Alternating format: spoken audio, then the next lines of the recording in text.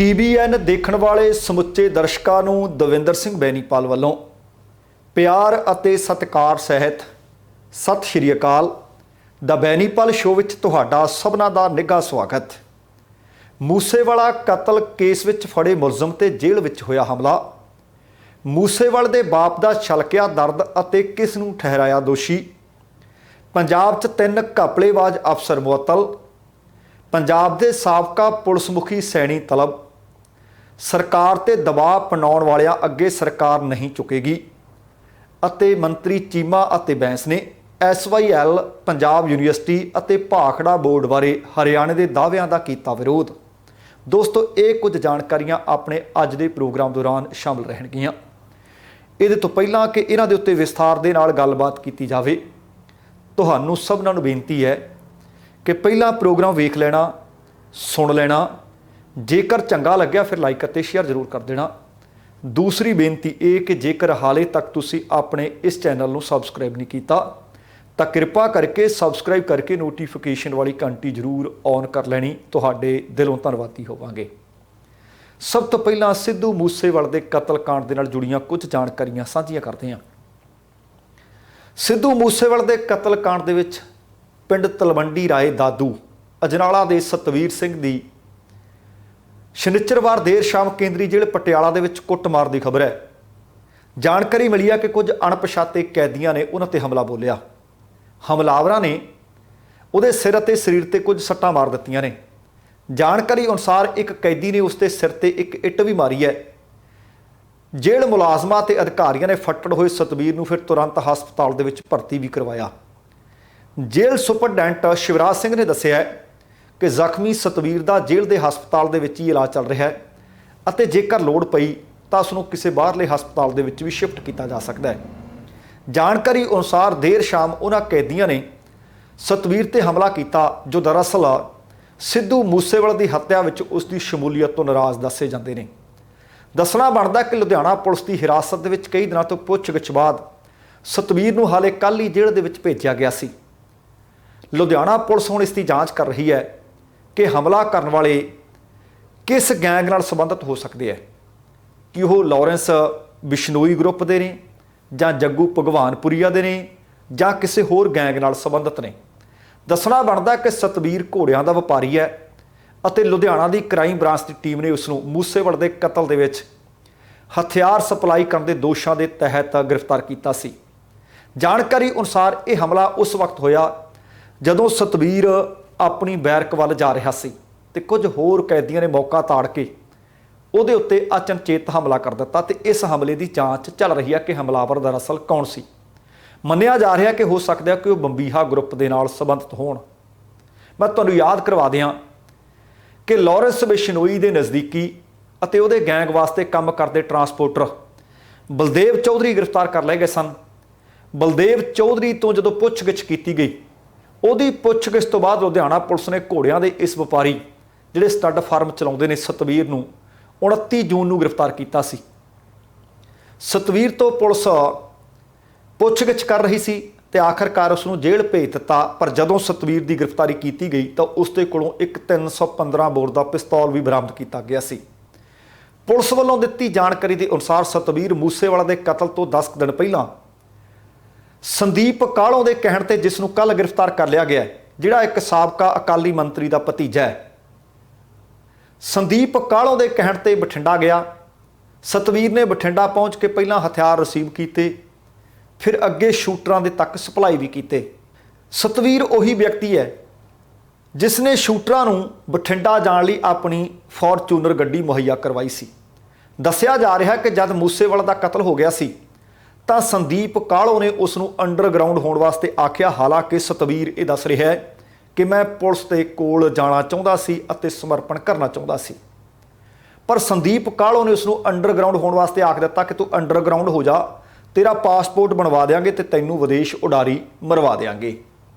ਹੁਣ ਇੱਥੇ ਫਿਰ ਇੱਕ ਗੱਲ ਮਹੱਤਵਪੂਰਨ ਹੈ ਕਿ ਤੁਹਾਡੇ ਨਾਲ ਖਬਰ ਇੱਕ ਸਾਂਝੀ ਕੀਤੀ ਸੀ ਕਿ ਲਾਰੈਂਸ ਬਿਸ਼ਨੋਈ ਦੇ ਕੁਝ ਨੇੜਲੇ ਉਹਨਾਂ ਦੇ ਕੁਝ ਰਿਸ਼ਤੇਦਾਰ ਜਿਨ੍ਹਾਂ ਦੇ ਜਾਲੀ ਪਾਸਪੋਰਟ ਬਣਾਏ ਗਏ ਦਿੱਲੀ ਅਤੇ ਹਰਿਆਣੇ ਦਾ ਪਤਾ ਦੇ ਕੇ ਤੇ ਉਹਨਾਂ ਨੂੰ ਵਿਦੇਸ਼ ਉਡਾਰੀ ਮਰਵਾ ਦਿੱਤੀ ਗਈ ਸੀ।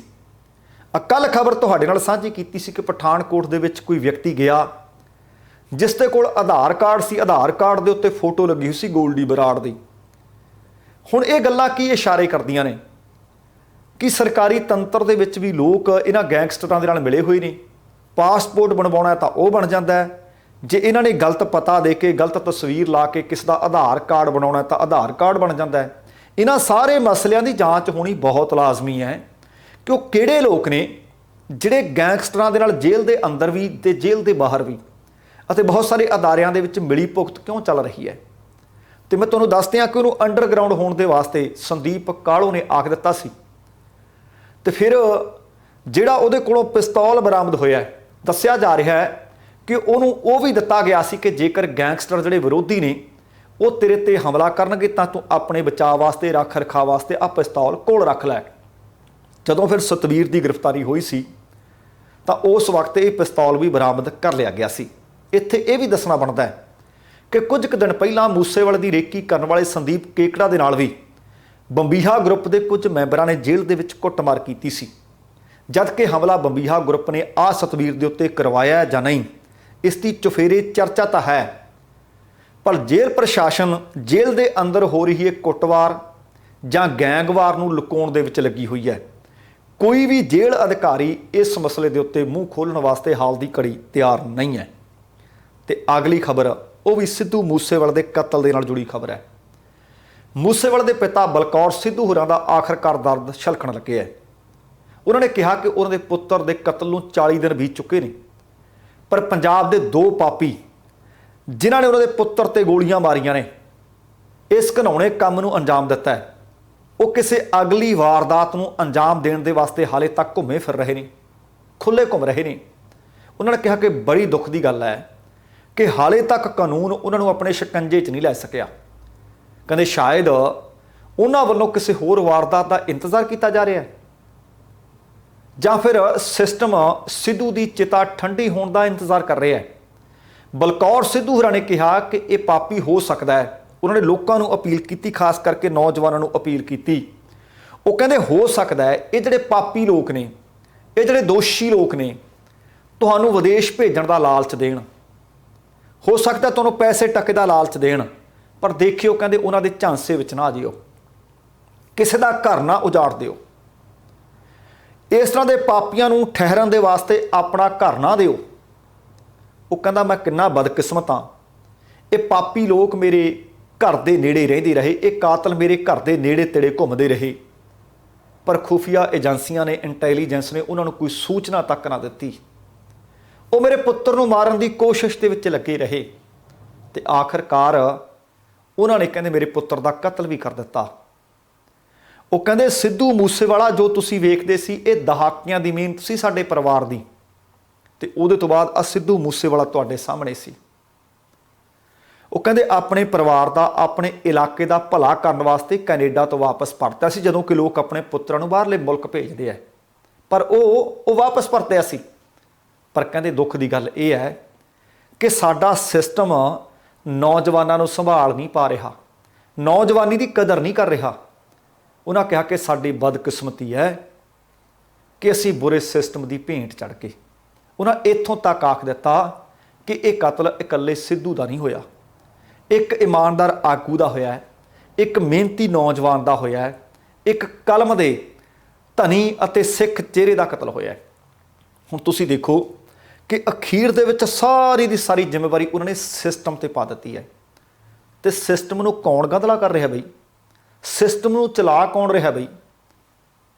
ਸਿਸਟਮ ਨੂੰ ਆਪਾਂ ਰਲ ਮਿਲ ਕੇ ਦਰਅਸਲ ਸਾਰੇ ਚਲਾ ਰਹੇ ਹਾਂ, ਔਰ ਚਲਾ ਉਸ ਤਰੀਕੇ ਨਾਲ ਰਹੇ ਹਾਂ ਜਿਵੇਂ ਸਾਨੂੰ ਠੀਕ ਲੱਗਦਾ। ਅਸਲ ਦੇ ਵਿੱਚ ਸਾਡੀਆਂ ਆਦਤਾਂ ਇੰਨੀਆਂ ਵਿਗੜ ਚੁੱਕੀਆਂ ਨੇ, ਇੰਨੀਆਂ ਕੁ ਵਿਗੜ ਚੁੱਕੀਆਂ ਨੇ, ਉਹਦਾ ਤਾਣਾ ਪੇਟਾ ਸੁਲਝਾਉਂਦਿਆਂ ਹਾਲੇ ਕਈ ਦਹਾਕੇ ਲੱਗਣਗੇ। ਪਰ ਆਸਵੰਦ ਰਹੋ, ਇਹ ਸਿਸਟਮ ਸੁਲਝਾਇਆ ਜਾ ਸਕਦਾ ਹੈ। ਹੁਣ ਸਿਸਟਮ ਨੂੰ ਵਿਗਾੜਦੇ ਲੋਕ ਕਿਵੇਂ ਨੇ? ਆਹ ਤੁਸੀਂ ਦੇਖੋ, ਪਹਿਲਾਂ ਮੈਂ ਤੁਹਾਡੇ ਨਾਲ ਜ਼ਿਕਰ ਕੀਤਾ ਕਿ ਪਾਸਪੋਰਟ ਵੀ ਜਾਲੀ, ਆਧਾਰ ਕਾਰਡ ਵੀ ਜਾਲੀ, ਅਸੀਂ ਵੋਟਾਂ ਵੀ ਜਾਲੀ, ਸਾਰਾ ਕੁਝ ਜਾਲੀ ਕਰਦਾ ਕੌਣ ਹੈ ਜਾਂ ਕਰਵਾਉਂਦਾ ਕੌਣ ਹੈ? ਹੁਣ ਆਹ ਖਬਰ ਕਾਫੀ ਹੱਦ ਤੱਕ ਇਸ ਸਿਸਟਮ ਨੂੰ ਨੰਗਾ ਕਰੂਗੀ ਕਿ ਸਾਡਾ ਜਿੱਥੇ ਜਿੱਥੇ ਵਾਹ ਪੈਂਦਾ, ਜਿੱਥੇ ਜਿੱਥੇ ਦਾ ਪੈਂਦਾ, ਅਸੀਂ ਲਾਉਂਦੇ ਹਾਂ। पंजाब सरकार ने पेंडू विकास ਅਤੇ पंचायत विभाग के 3 अफसरां ਨੂੰ सस्पेंड किया, मुअत्तल किया। इन्हां उत्ते 11 करोड़ रुपए के घोटाले के दोष लगे ने। देखो, हर रोज़ नित नवां घोटाला। जिहड़ी गल मैं अक्सर कहता हुन्ना है कि बई पंजाब नहीं गरीब है, पंजाब नूं गरीब किया गया तो किया जा रहा है। हर रोज़ कदे 150 करोड़ का घोटाला, कदे 44,000 करोड़ रुपए का घोटाला, कदे 150 करोड़ रुपए का घोटाला, घोटालियां ते घोटाले। आ जिहड़ा घोटाला सामने आ रहा है, ये तकरीबन 11 करोड़ रुपए का दस्सिया जा रहा है, दोष लगे है। जानकारी के अनुसार इन्हां तिन्ने अफसरां ते प्लैनिंग विभाग दे विच सीएम फंड लई आई रकम का दुरुपयोग करने के दोष लगे ने। जांच रिपोर्ट दे विच खुलासा होने तो बाद इन्हां दे उत्ते एक कार्रवाई पाई गई है तो इन्हां नूं सस्पेंड कर दिता गया है। सस्पेंड किए गए अफसरां दे विच ब्लॉक डिवेलपमेंट अते पंचायत अफसर भाव BDPO Jatinder Singh Dhillon, senior assistant Gurdeep Singh अते सीनियर असिस्टेंट चंद सिंह शामिल दसे गए है। इन्हां तिन्ने अफसरां दा फड़े जाना एक दिलचस्प अते गंभीर मसला है। जानकारी के अनुसार रोपड़ जिले के DDPO अमरिंदर चौहान किसी होर केस की दरअसल जांच कर रहे सी। इस मसले का तो उन्होंने पता भी है नहीं, चित चेता भी है नहीं सी। चौहान साहब जदों किसी होर केस की जांच कर रहे सी तां जांच के दौरान आनंदपुर साहब के BDPO दफ्तर के खरीद के कुछ गड़बड़ा नजर आईयां, जिस तो बाद उन्होंने कहा कि उस केस की जांच तो चल ही रही है, यदी भी आपां जांच कर लैंदे हां। इस केस की भी उन्होंने फिर जांच शुरू कर दी ਅਤੇ आ धोखाधड़ी 11 करोड़ रुपए की सामने आ गई। जानकारी के अनुसार ग्रांट मिलते सारी इन्हां दे वल्लों खर्च दी गई। उस वक्त कोड ऑफ कंडक्ट लग्या हुआ सी, उहदी भी उलंघना की गई। प्लैनिंग बोर्ड BDPO दफ्तर नूं तकरीबन 7 करोड़ ते 38 लाख रुपए की ग्रांट भेजदा है। 7 करोड़ ते 38 लाख ते ये ग्रांट इसे साल जनवरी दे विच मिली। BDPO दफ्तर ने उस ही दिन 6.5 करोड़ खर्च दे उहदे विचों। पर हैरानी की हद यह है कि 6.5 करोड़ जिस दिन ग्रांट आउंदी है उस दिन खर्च दिते, पर जो रिकॉर्ड फरोलिया गया है दफ्तर दे विच ना तो किसी कंपनी तो कोटेशन ली हुई है अते ना ही खर्चे का कोई बिल आ उन्हां दे कोले, रिकॉर्ड दे विचों कुछ नहीं मिल सकिया। तो दूसरे पासे ये भी दसना बनता है कि रकम उस वक्त खर्ची नहीं सी जा सकती, क्योंकि उस वक्त पंजाब दे विच विधान सभा चोणां हो रही सी अते 8 जनवरी तो कोड ऑफ कंडक्ट लागू हो चुकिया सी। इहदे बावजूद भी कोड ऑफ कंडक्ट की उलंघना की गई। उलंघना करते हुए ये रकम खर्ची हुई दिखाई गई है। इस घोटाले दे विच मिली जानकारी के अनुसार 24 दसंबर नूं BDPO दफ्तर रोपड़ नूं CM कोटे दे विचों 3 करोड़ ते 95 लाख रुपए का फंड रिलीज़ होया। 27 दसंबर नूं उहदे विचों 3,18,000 रुपए की पेमेंट की गई। उहदा भी दफ्तर दे विच कोई रिकॉर्ड मौजूद नहीं। इहदे तो इलावा 1 करोड़ 59 लाख रुपए का क्रिकेट का समान बनाने वाली एक कंपनी नूं दिते हुए ने। 3 करोड़ 18 लाख एक्सपोर्ट कंपनी नूं दिते हुए ने ते एक फिर कंस्ट्रक्शन कंपनी आ उहनूं भी 35 लाख रुपए की पेमेंट की दिखाई गई है। हालांकि जिथे जिथे पेमेंट्स गईयां ने, किते 3 करोड़ की गई है, किते 35 लाख की गई है, किते किन्ने की गई है, किते किन्ने की गई है। हुण ये हाले जांच की जा रही है कि ये कंपनियां असली भी ने जां नकली ने, ये हाले जांच के घेरे च है। पर बेनजिमियां पाए जाण तो बाद तिन्ने अफसरां नूं पंजाब सरकार ने फौरी तौर पर मुअत्तल कर दिता है अते इस घपले की जांच बिठा दी है। हुण हिसाब ला लो कि इन्हां लोकां ने दरअसल सिस्टम चलाउणा हुंदा है। पैसा आउंदा है, वो पैसा आउंदा है कि बेहतरी वास्ते लाया जाए, पर लगदा कित्थे है? ना कोई कोटेशन है, ना कोई बिल है अते ना ही दफ्तर दे विचों कोई रिकॉर्ड मिल रहा है। तो अगली खबर है पंजाब पुलिस के साबका पुलिस मुखी सुमेध सैनी के नाल संबंधित है। सुमेध सैनी नूं सिट ने पुछगिछ वास्ते तलब कर लिया अते सिट के सामने पेश होने के वास्ते अज ही आख्या गया सी कि पेश होया जाए। दसना बनता है कि साबका पुलिस मुखी सैनी की बेअदबी के खिलाफ कोटकपूरा ते बहबल कलां गोलीकांड के केस के विच जांच की जा रही है। सैनी उस वक्त पंजाब पुलिस के DGP सन, पुलिस मुखी सन। इत्थे यह भी दसना बनता है कि सुमेध सैनी ते दूसरे दोषियों ने हाई कोर्ट के विच एक पटीशन दायर कर दी सी, ਜਿਸ ਦੇ ਵਿੱਚ ਉਹਨਾਂ ਨੇ ਇਸ ਕੇਸ ਦੀ ਕਿਸੇ ਕੇਂਦਰੀ ਏਜੰਸੀ ਤੋਂ ਭਾਵ ਬਾਹਰ ਕਿਸੇ ਏਜੰਸੀ ਤੋਂ ਜਾਂਚ ਕਰਵਾਉਣ ਦੀ ਮੰਗ ਕੀਤੀ ਸੀ। ਹਾਈ ਕੋਰਟ ਨੇ ਉਹਨਾਂ ਦੀ ਇਹ ਮੰਗ ਖਾਰਜ ਕਰ ਦਿੱਤੀ ਹੈ, ਜਿਸ ਤੋਂ ਬਾਅਦ ਏਡੀਜੀਪੀ LK ਯਾਦਵ ਦੀ ਅਗਵਾਈ ਵਾਲੀ ਸਿੱਟ ਨੇ ਸੈਣੀ ਨੂੰ ਸੱਦਣ ਭੇਜਿਆ। ਸਮਨ ਭੇਜ ਦਿੱਤਾ ਕਿ ਆਓ ਵੀ ਪੇਸ਼ ਹੋਵੋ, ਆਣ ਮਿਲੋ ਸੱਜਣੋ। ਪੰਜਾਬ ਅਤੇ ਹਰਿਆਣਾ ਹਾਈ ਕੋਰਟ ਨੇ ਸੈਣੀ ਦੀ ਪਟੀਸ਼ਨ ਖਾਰਜ ਕਰਦੇ ਹੋਏ ਪੰਜਾਬ ਪੁਲਿਸ ਨੂੰ 2015 ਦੇ ਵਿੱਚ ਹੋਏ ਕੋਟਕਪੂਰਾ ਤੇ ਬਹਿਬਲ ਕਲਾਂ ਗੋਲੀकांड ਦੀ ਜਾਂਚ ਤੇਜ਼ ਕਰਨ ਵਾਸਤੇ ਵੀ ਆਖ ਦਿੱਤਾ ਕਿ ਇਹਨੂੰ ਤੇਜ਼ੀ ਲਿਆ ਦਿਓ, ਕਿਉਂਕਿ ਪੰਜਾਬ ਸਰਕਾਰ ਦਾ ਕਹਿਣਾ ਹੈ ਕਿ ਅਸੀਂ ਅਪੀਲ ਕੀਤੀ ਹੈ ਕਿ ਜਿੰਨੀ ਛੇਤੀ ਹੋ ਸਕੇ ਇਨਸਾਫ ਦੀ ਮੰਗ ਸੰਗਤਾਂ ਵੱਲੋਂ ਕੀਤੀ ਜਾ ਰਹੀ ਹੈ ਤੇ ਛੇਤੀ ਤੋਂ ਛੇਤੀ ਇਨਸਾਫ ਦੇਣਾ ਲਾਜ਼ਮੀ ਹੈ। ਹਾਈ ਕੋਰਟ ਨੇ ਹੁਕਮ ਦੇ ਦਿੱਤੇ ਹੈ ਕਿ ਜਾਂਚ ਦੇ ਵਿੱਚ ਤੇਜ਼ੀ ਲਿਆਓ। ਕੋਟਕਪੂਰਾ ਗੋਲੀकांड ਦੀ ਜਾਂਚ ADGP ਦੀ ਅਗਵਾਈ ਦੇ ਵਿੱਚ ਕੀਤੀ ਜਾ ਰਹੀ ਹੈ, ਜਦੋਂ ਕਿ ਬਹਿਬਲ ਕਲਾਂ ਗੋਲੀकांड ਦੀ ਜਾਂਚ IG ਨੌ ਨਿਹਾਲ ਸਿੰਘ ਦੀ ਅਗਵਾਈ ਵਾਲੀ ਟੀਮ ਕਰ ਰਹੀ ਹੈ। ਤੇ ਦੂਸਰੇ ਪਾਸੇ ਜਾਣਕਾਰੀ ਇਹ ਵੀ ਮਿਲੀ ਹੈ ਕਿ ਸੰਮਨ ਦੇ ਜਵਾਬ ਦੇ ਵਿੱਚ ਸਾਬਕਾ ਪੁਲਿਸ ਮੁਖੀ ਸੈਣੀ ਨੇ 3 ਹਫ਼ਤਿਆਂ ਦੇ ਸਮੇਂ ਦੀ ਮੰਗ ਕੀਤੀ ਹੈ। ਸੈਣੀ ਨੇ ਸਿੱਟ ਨੂੰ ਇੱਕ ਪੱਤਰ ਭੇਜਿਆ। ਪੱਤਰ ਦੇ ਵਿੱਚ ਉਹਨਾਂ ਨੇ ਲਿਖਿਆ ਕਿ ਉਹ ਹੋਰ ਕੇਸ ਦੀ ਸੁਣਵਾਈ ਦੇ ਮਾਮਲੇ ਦੇ ਵਿੱਚ ਇਸ ਵਕਤ ਨਵੀਂ ਦਿੱਲੀ ਵਿੱਚ ਨੇ, ਇਸ ਵਕਤ ਉਹ ਸਿੱਟ ਦੇ ਸਾਹਮਣੇ ਪੇਸ਼ ਨਹੀਂ ਹੋ ਸਕਦੇ। ਦੱਸਣਾ ਬਣਦਾ ਕਿ ਇਹਨਾਂ ਮਾਮਲਿਆਂ ਦੇ ਵਿੱਚ ਪੰਜਾਬ ਸਰਕਾਰ ਤੇ ਇਸ ਵਕਤ ਜ਼ਬਰਦਸਤ ਦਬਾਅ ਬਣਿਆ ਹੋਇਆ ਹੈ। ਕੇਸ ਤਣ ਪੱਤਣ ਦਰਅਸਲ ਉਸੇ ਵਕਤ ਲੱਗੇਗਾ ਜਦੋਂ ਭਾਵੇਂ ਇਹ ਸਾਬਕਾ ਪੁਲਿਸ ਮੁਖੀ ਨੇ ਜਾਂ ਫਿਰ ਕੁਝ ਹੋਰ ਅਫਸਰ ਨੇ, ਜੇਕਰ ਇਹਨਾਂ ਨੂੰ ਹਿਰਾਸਤ ਵਿੱਚ ਲਿਆ ਜਾਏਗਾ, ਜੇਕਰ ਇਹ ਜਾਂਚ ਪੜਤਾਲ ਵਿੱਚ ਸਹਿਯੋਗ ਕਰਨਗੇ। ਪਰ ਮੈਂ ਤੁਹਾਨੂੰ ਦੱਸ ਦਿਆਂ ਕਿ ਅੱਜ ਅਲਟੀਮੇਟਮ ਜਿਹੜਾ ਸਰਕਾਰ ਦੇ ਵੱਲੋਂ ਦਿੱਤਾ ਗਿਆ ਸੀ, 3 ਮਹੀਨਿਆਂ ਦੇ ਸਮੇਂ ਦੀ ਮੰਗ ਕੀਤੀ ਗਈ ਸੀ ਕਿ ਸਾਨੂੰ 3 ਮਹੀਨੇ ਦਾ ਸਮਾਂ ਦਿਓ। ਸਰਕਾਰ ਵੱਲੋਂ ਦਿੱਤਾ ਗਿਆ ਅਲਟੀਮੇਟਮ ਅੱਜ ਸਮਾਪਤ ਹੋ ਰਿਹਾ ਹੈ। ਅੱਜ ਉਮੀਦ ਹੈ ਕਿ ਇਸ ਮਸਲੇ ਦੇ ਉੱਤੇ ਕੋਈ ਵੱਡੀ ਖਬਰ ਸਾਹਮਣੇ ਆ ਸਕਦੀ ਹੈ।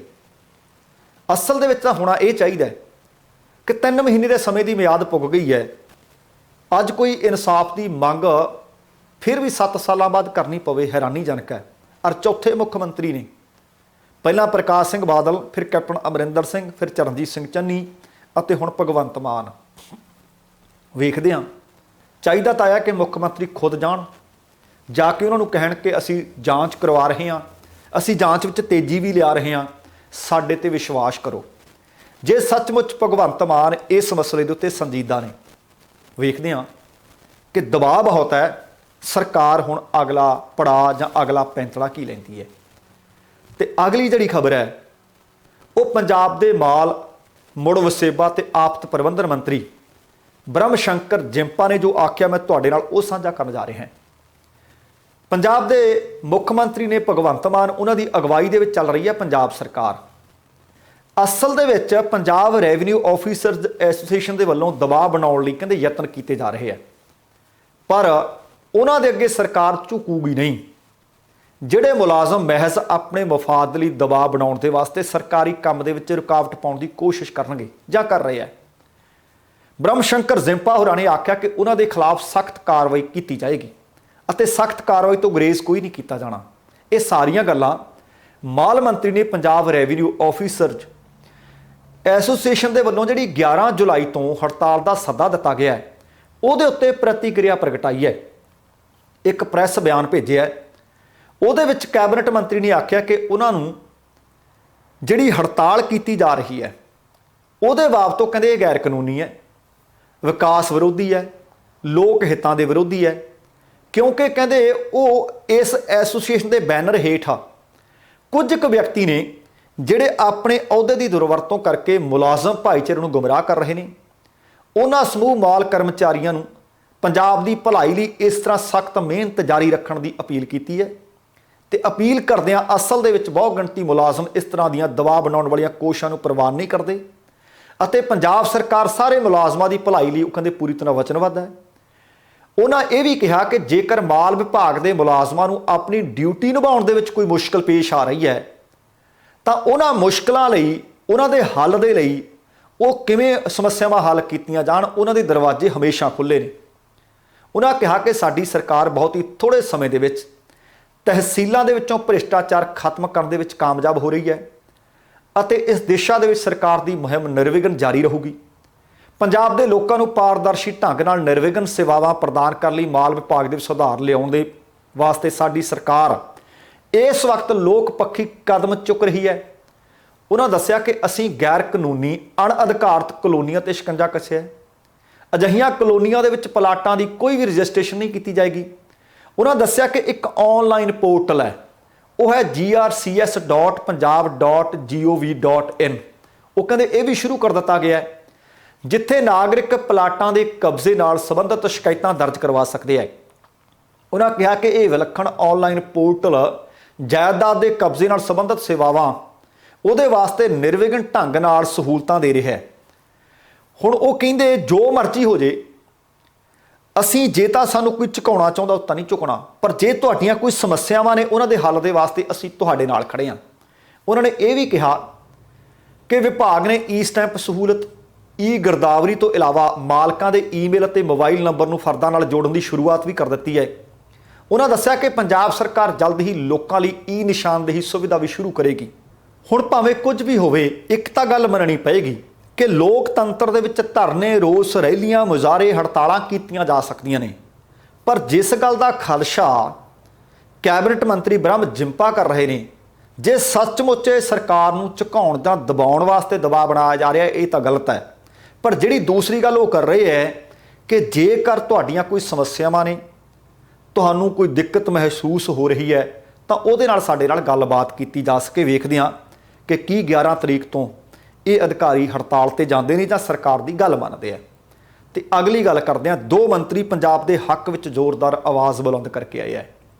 ਉਹ ਨੇ ਹਰਜੋਤ ਬੈਂਸ ਅਤੇ ਹਰਪਾਲ ਚੀਮਾ। ਅਸਲ ਦੇ ਵਿੱਚ ਕਾਰਨ ਕੀ ਸੀ, ਇਹ ਬੋਲੇ ਕਿੱਥੇ ਹੈ, ਉਹ ਮੈਂ ਤੁਹਾਡੇ ਨਾਲ ਵਿਸਥਾਰਤ ਜਾਣਕਾਰੀ ਸਾਂਝੀ ਕਰਨੀ ਚਾਹੁੰਦਾ। ਪੰਜਾਬ ਸਰਕਾਰ ਨੇ ਪੰਜਾਬ ਦੇ ਵਿੱਚ ਦਰਿਆਈ ਪਾਣੀਆਂ ਦੀ ਸਥਿਤੀ ਦਾ ਜਾਇਜ਼ਾ ਲੈਣ ਲਈ ਨਵਾਂ ਜਲ ਟ੍ਰਿਬਿਊਨਲ ਸਥਾਪਿਤ ਕਰਨ ਦੀ ਵਕਾਲਤ ਵੀ ਕੀਤੀ ਹੈ। ਦਰਅਸਲ ਜੈਪੁਰ ਦੇ ਵਿੱਚ ਕੇਂਦਰੀ ਗ੍ਰਹਿ ਮੰਤਰੀ ਅਮਿਤ ਸ਼ਾਹ ਦੀ ਪ੍ਰਧਾਨਗੀ ਦੇ ਹੇਠ ਉੱਤਰੀ ਜ਼ੋਨਲ ਕੌਂਸਲ ਦੀ ਮੀਟਿੰਗ ਚੱਲ ਰਹੀ ਸੀ ਤੇ ਉਸ ਮੀਟਿੰਗ ਦੇ ਦੌਰਾਨ ਪੰਜਾਬ ਦਾ ਪੱਖ ਰੱਖਦੇ ਹੋਏ ਪੰਜਾਬ ਦੇ ਕੈਬਨਿਟ ਮੰਤਰੀ ਹਰਜੋਤ ਸਿੰਘ ਬੈਂਸ ਨੇ SYL ਨਹਿਰ ਦਾ ਵਿਰੋਧ ਕੀਤਾ। ਉਹਨਾਂ ਕਿਹਾ ਕਿ ਪੰਜਾਬ ਕੋਲ ਇੱਕ ਬੂੰਦ ਵੀ ਪਾਣੀ ਨਹੀਂ ਜਿਹੜਾ ਦੂਸਰੇ ਸੂਬਿਆਂ ਨੂੰ ਦਿੱਤਾ ਜਾ ਸਕੇ। ਉਹਨਾਂ ਕਿਹਾ ਕਿ ਪੰਜਾਬ ਦੇ ਵਿੱਚ ਧਰਤੀ ਹੇਠਲੇ ਪਾਣੀ ਦਾ ਪੱਧਰ ਲਗਾਤਾਰ ਹੇਠਾਂ ਨੂੰ ਜਾ ਰਿਹਾ ਹੈ ਅਤੇ ਜ਼ਿਆਦਾਤਰ ਬਲਾਕ ਖਤਰੇ ਦੀ ਹੱਦ ਤੱਕ, ਭਾਵ ਡਾਰਕ ਜ਼ੋਨ ਤੱਕ ਪਹੁੰਚ ਚੁੱਕੇ ਨੇ। ਉਹਨਾਂ ਕਿਹਾ ਕਿ ਟ੍ਰਿਬਿਊਨਲ ਪਿਛਲੇ ਲੰਬੇ ਸਮੇਂ ਤੋਂ ਦਰਿਆਈ ਪਾਣੀਆਂ ਦੀ ਵੰਡ ਦਾ ਜੋ ਮੁਲਾਂਕਣ ਕਰਦਾ ਰਿਹਾ, ਉਹ ਮੌਜੂਦਾ ਹਾਲਾਤ ਦੇ ਵਿੱਚ ਵੇਲਾ ਵਿਹਾ ਚੁੱਕਿਆ। ਉਹਨਾਂ ਪੰਜਾਬ ਦੇ ਵੱਲੋਂ ਸਾਲ 1972 ਦੀ ਇੰਡਸ ਕਮਿਸ਼ਨ ਦੀ ਰਿਪੋਰਟ ਦਾ ਵੀ ਹਵਾਲਾ ਦਿੱਤਾ। ਉਹ ਹਵਾਲਾ ਦਿੰਦੇ ਹੋਏ ਹਰਿਆਣਾ ਪਾਸੋਂ ਯਮੁਨਾ ਤੋਂ ਪਾਣੀ ਦੇਣ ਦੀ ਉਠਾਈ ਗਈ ਮੰਗ ਦੇ ਉੱਤੇ ਉਹਨਾਂ ਨੇ ਗੱਲ ਕੀਤੀ। ਉਹਨਾਂ ਕਿਹਾ ਕਿ ਪੰਜਾਬ ਦੇ ਵਿੱਚ ਪਾਣੀ ਦੇ ਮੌਜੂਦਾ ਹਾਲਾਤ ਦਾ ਜਾਇਜ਼ਾ ਲੈਣ ਲਈ ਇੱਕ ਨਵੇਂ ਜਲ ਟ੍ਰਿਬਿਊਨਲ ਦਾ ਗਠਨ ਕੀਤਾ ਜਾਣਾ ਲਾਜ਼ਮੀ ਹੈ। ਉਹਨਾਂ ਕਿਹਾ ਕਿ ਇਸ ਨਾਲ ਅਜੋਕੇ ਸਮੇਂ ਦੀ ਤਸਵੀਰ ਸਾਫ਼ ਹੋ ਜਾਏਗੀ ਅਤੇ ਪੰਜਾਬ ਨੂੰ ਪਾਣੀ ਦੀ ਢੁਕਵੀਂ ਵਰਤੋਂ ਦੀ ਇਜਾਜ਼ਤ ਵੀ ਮਿਲੇਗੀ। ਦੋਵਾਂ ਮੰਤਰੀਆਂ ਨੇ ਇਹ ਕਿਹਾ ਕਿ ਇਹ ਯਕੀਨੀ ਬਣਾਉਣਾ ਇਸ ਵਕਤ ਸਮੇਂ ਦੀ ਲੋੜ ਹੈ ਕਿ ਪੰਜਾਬ ਦਾ ਪਾਣੀ ਸਤਲੁਜ ਯਮੁਨਾ ਲਿੰਕ ਨਹਿਰ ਜਾਂ ਕਿਸੇ ਹੋਰ ਢੰਗ ਨਾਲ ਕਿਸੇ ਹੋਰ ਸੂਬੇ ਨੂੰ ਨਾ ਦਿੱਤਾ ਜਾਵੇ।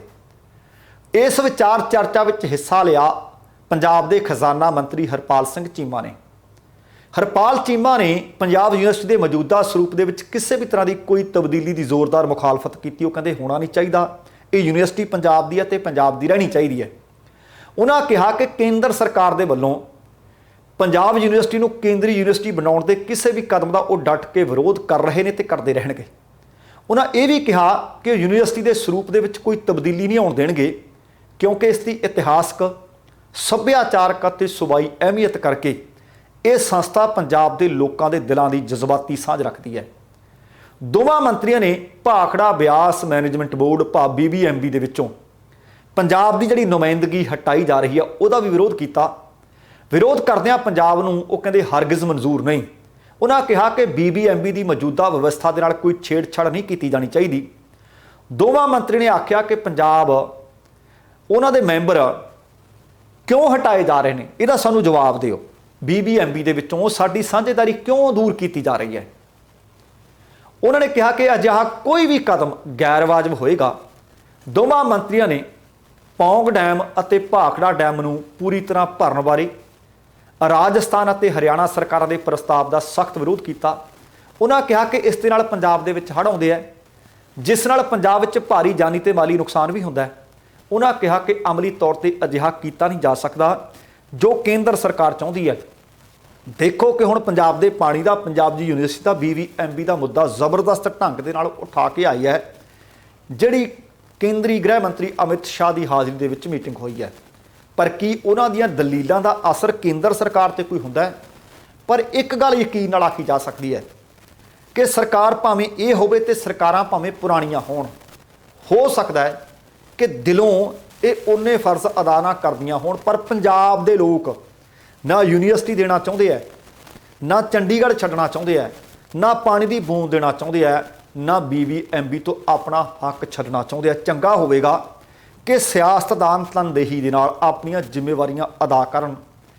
ये पंजाब की भी बेहतरी होएगी अते सियासतदानां की भी बेहतरी होएगी, अते केंद्र सरकार नूं भी बिना किसी वजह तो आपसी सूबियां नूं लड़ाउणा नहीं चाहिए कि हरियाणे नूं खड़ा कर दिता, कदे राजस्थान नूं खड़ा कर दिता।